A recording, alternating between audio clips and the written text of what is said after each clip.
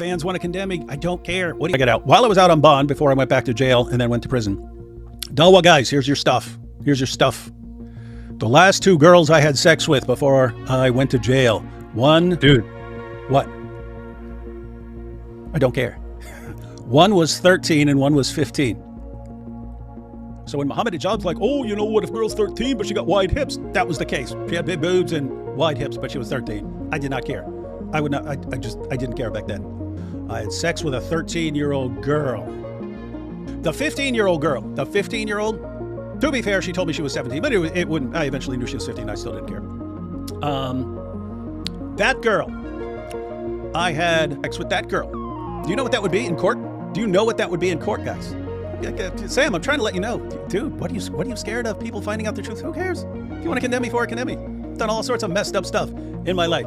Wow, this is a pretty shocking confession from Christian apologist David Wood. I've been following him for many years. He really does shred apart Islam really well, and a lot of people think that it is crazy that he's never been put in jail for sleeping with a 13-year-old girl when he was 17 or 18 and 15-year-old girl.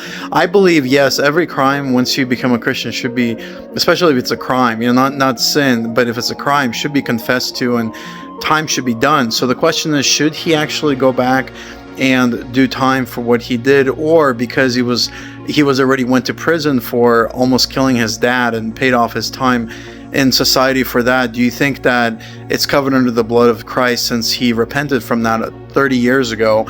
And he was bringing up this stuff in order to take down the Muslim apologists who say that Muhammad was never a pedophile because he slept with a 13-year-old girl. So David Wood used his own life story, which he was completely wrong, but he's a sociopath. He doesn't really have feelings. I think he needs deliverance. But David Wood was using that as a way to call out the Muslims because he knew they would call him a pedophile or a rapist, even though they don't call their own prophet Muhammad as a pedophile and a rapist. So in a way, David Wood used the story to tell to apostate prophet in the internet to trap the Muslims in their own logic. What do you guys think?